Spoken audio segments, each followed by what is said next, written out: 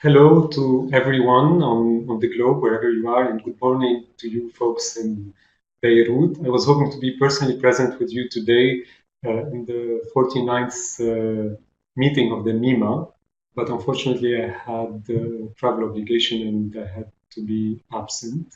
I'm very happy to be with you today as part of the Global Health Institute webinar series on global health and conflict. Before starting, I would like to extend a thank you to the organizers of the MIMA, especially Dr. Fadi Maalouf, and to Dr. Shadi Saleh for the interest he's giving to mental health. I will be giving a presentation about the work we're doing in the mental health system reform in Lebanon, and my colleague in the program will be present with you physically in Beirut and over the web to answer any clarifying questions that you may have.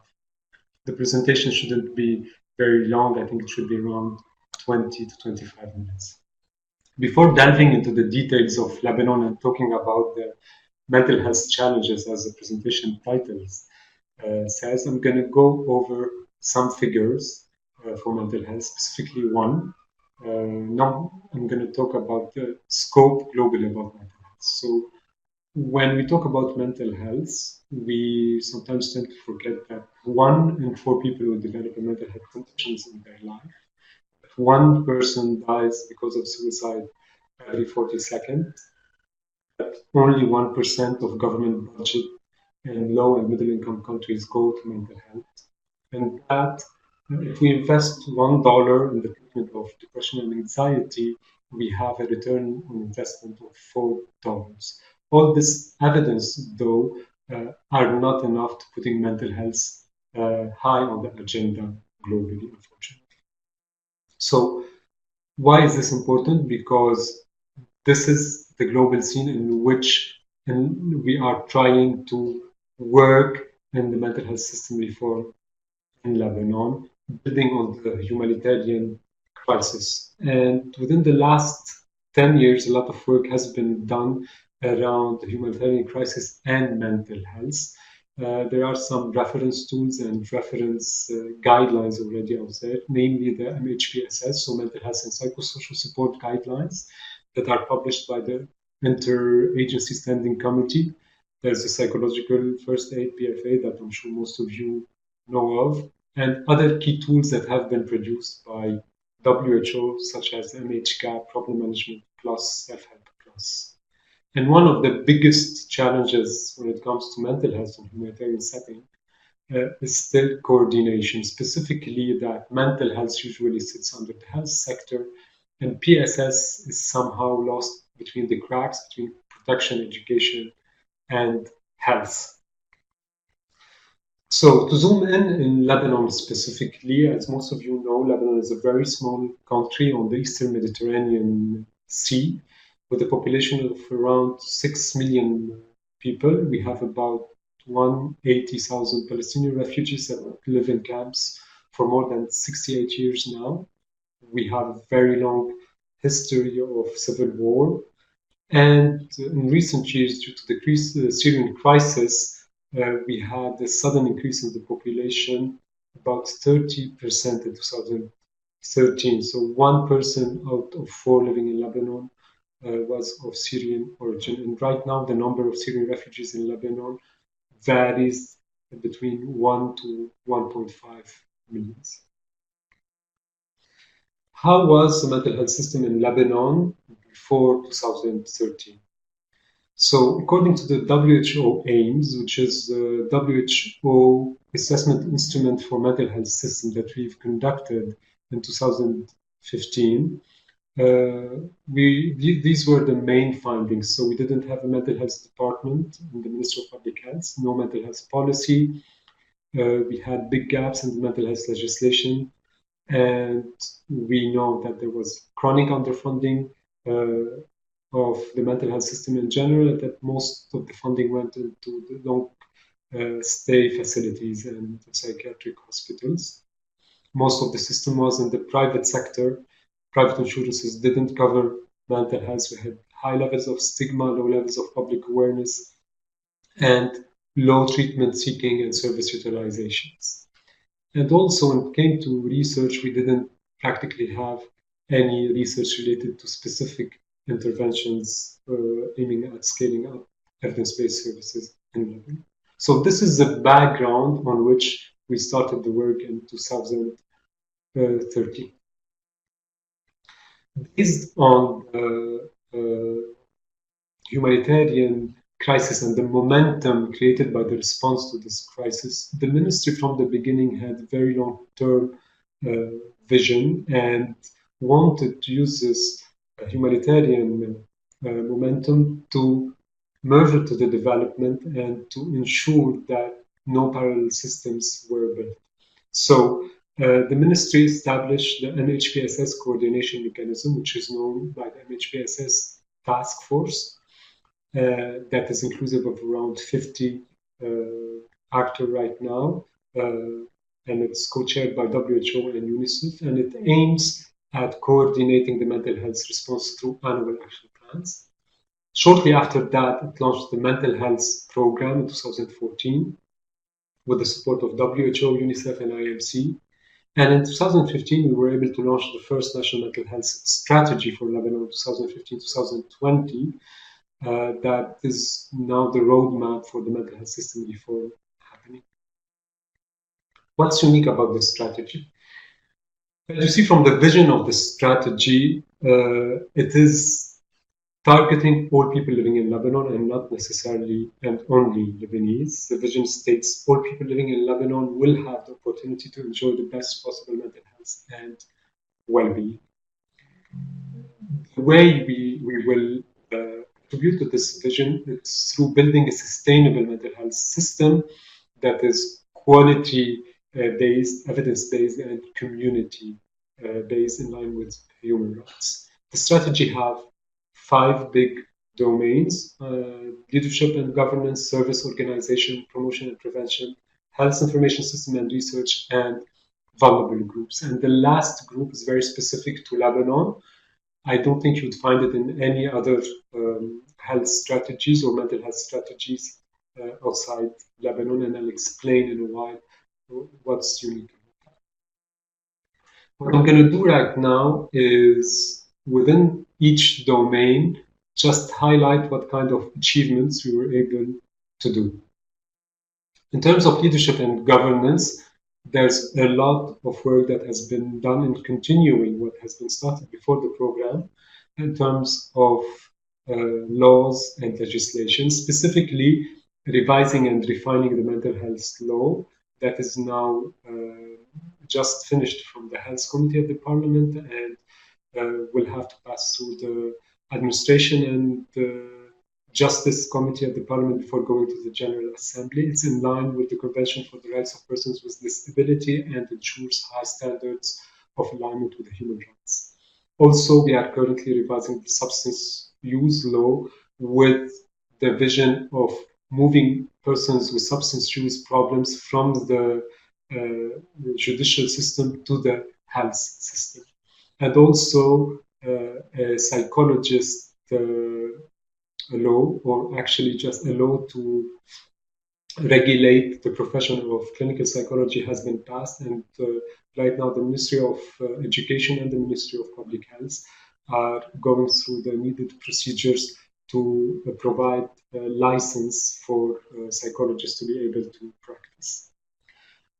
Another big achievement on that level was the launching of an interministerial strategy for substance use response for Lebanon, 2016-2021. And this was done with 4 other ministries: the Ministry of Education and Higher Education, the Ministry of Justice, the Ministry of Interior, and the Ministry of Social Affairs. And for us, this is a key document because it may be the only document actually right now in terms of strategy in Lebanon that were able to join 5 ministries around one common topic, because all these ministries have big roles and the response to substance use, whether it's from demand reduction or supply reduction. And the third point in terms of leadership and governance was establishment of the MHPSS coordination mechanism, or the MHPSS task force, as I previously mentioned. Here is a list of our local and international partners. Those are the partners with whom we have active projects. The list is very long, as you see, but it was important for us to mention them all because the way we are working in a very collaborative manner where our partners are key partners in the planning and also in the implementation of the strategy, as you already know. The second domain of the strategy is service organization. And within this service, we are trying to build the services in line with the WHO pyramid of services. In Lebanon, most services were mainly based on the long stay facilities, and most funds were going there. What we're trying to do is build the different levels. So in terms of self-care, we are currently preparing for a randomized controlled trial with WHO around a guided e-based intervention that would help people with distress and depression and anxiety to start caring for themselves. If this doesn't work, they should be able to access some level of care at the primary care, and within this we are currently scaling up specific packages as part of the Universal Health Package within the World Bank funded project in 40 PHCs within the next 5 years that will be linked to 12 community mental health centers that would be a referral point for complex cases and eventually provide support and supervision for the primary care. In parallel to this, we are scaling up evidence-based psychotherapies, namely interpersonal psychotherapy with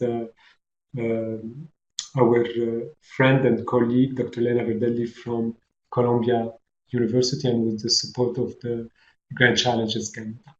In addition to this, we are trying to build a system that is, in a way, comprehensive. This is why we trained ER staff on managing psychiatric emergencies, and we just opened within Rabih Hariri University Hospital the first public psychiatric ward. It's still in the making, but it is definitely a huge step in the right direction, making mental health part of all the public services out there. And this project is being done also with other partners, namely MDM and ICRC and school.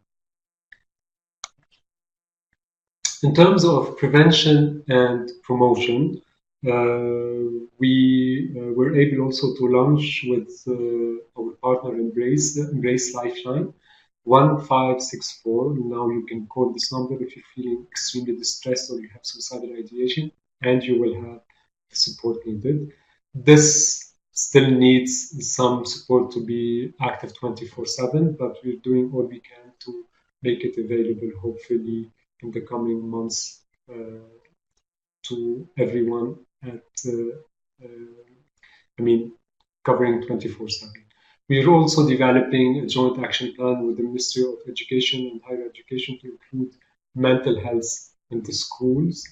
And we are working on developing a common joint action plan with the Ministry of Social Affairs to make sure that mental health and psychosocial support are included in the protection programming. As you know, education and social protections are key determinants for mental health. And the Ministry of Public Health is very aware that mental health is not only and purely a health matter. We are very happy to be leading and advocating for it, but also very happy to be working in a network with other key line ministries to ensure that whatever is needed it's done for the people.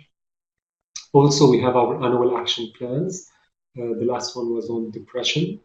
And we are starting now work on developing also an early childhood development strategy with the MOPH, the MOSA, and the Higher Council for Childhood. In terms of health information system and research, we were able to develop a psychiatric registry in which we were able to gather data about more than 700 first visits to psychiatrists. We had 10 psychiatrists who participated in this exercise, and now we're in the process of analyzing the data to get some information about help-seeking behaviors, treatment, duration to seek support after the onset of symptoms. We're finalizing an online service mapping tool, the 4Ws, who's doing what, where, and until when. Finalizing also an online patient file.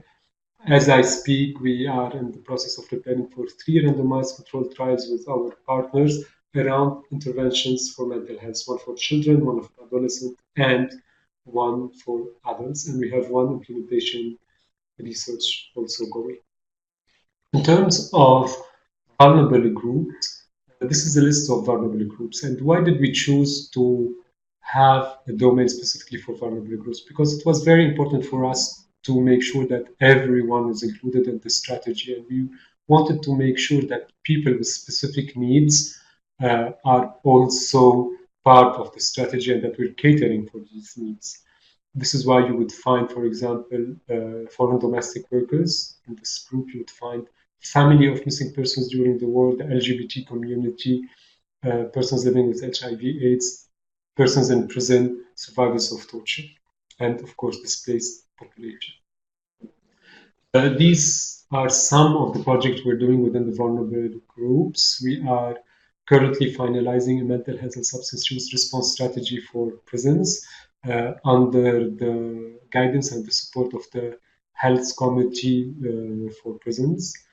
We are also finalizing a manual for mental health professionals on evidence-based interventions and consideration for the LGBT community, with the aim to provide needed evidence to stop also conversion therapies. And we're working on building a shelter adapted for the needs of women survivors of SGBV and living with the mental health conditions. What are the challenges that we are facing within this reform that we have right now ongoing? Well, there are many challenges, but I chose to focus mainly on big 3 ones. The first one is absence of a good mechanisms to merge humanitarian and development agendas. So all actors speak about the importance of merging humanitarian with development. But when you come to the fact of seeing how this will be done practically on the ground, there are many obstacles. One of them might be the cluster system. The second one is the project cycles. The third one is the indicators that humanitarian actors are asked to report on. So no humanitarian actors, for example, will report on indicator for system strengthening. All of them need to report on indicators of number of persons served. But if you're merging humanitarian and development, then some of the indicators should reflect the importance of investing in system strengthening.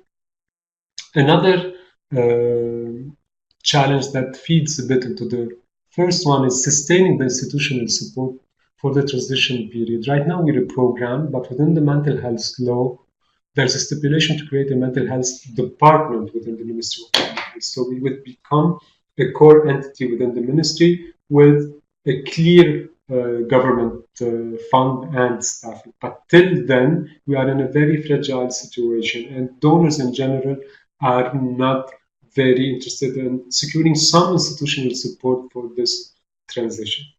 A third challenge that's at the same time a challenge and an opportunity, which is building the different components of the system at the same time. So you don't necessarily have a reference point. You need to be projecting at the same time how the different components should be working together and how they would fit together, which in a way is an opportunity because you can build them in a cohesive way, but at the same time creates a lot of challenges into how you would go about it and where you would start.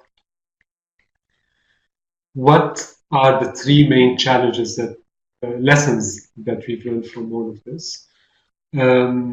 First, that merging humanitarian and development agenda should be the rule and shouldn't be an exception. Right now, we live in a world where crisis, where human-made and nature-made disasters are on the increase, and where humanitarian crises are rarely limited to 1 or 2 years. Usually the means is between 10 to 15 years. So having a vision in which humanitarian and development are linked and feeding into each other is very important. And within that, avoiding building parallel system and strengthening the local system is really key, even when dealing with humanitarian crises, and with displaced population. Second is the lesson that was very important for us is engaging all actors around one roadmap. So having a mental health strategy with a clear vision, clear objectives was key for us to get all people around the table working on different components, knowing what they're doing, knowing what the other is doing, and seeing how this fits into a bigger picture. The third lesson, which is the way the MOPH works in general, and this is the way we also chose to work within the National Class Program, is having more of a collaborative governance model in which all partners have a role to play within their own specific resources, expertise, and mandate, in which we support partners get needed sometimes support for their proposals to get project, but at the same time, we have them aligned with the strategy. We have them reporting on national indicators. So it's more of a win-win situation. Last but not least, I would like to take a moment to do some acknowledgement, because as I'm sure you assume, this huge work has behind it a lot of people working hard for much more than 40 hours a week. I would like to start by acknowledging the vision and the support provided by Dr. Walid Ahmad, the Director General of the Ministry, who from day one, when we started talking about establishing the National Class Program, was very supportive and very protective of the program. And if it wasn't for him, none of this would have happened, actually. Also, I would like to take a moment to thank our founding partners, WHO, UNICEF, and IMC, all the National Mental Health team, and all of our partners. I mean, for more information, please feel free to check our website, to contact me, or also to address your questions to Noor.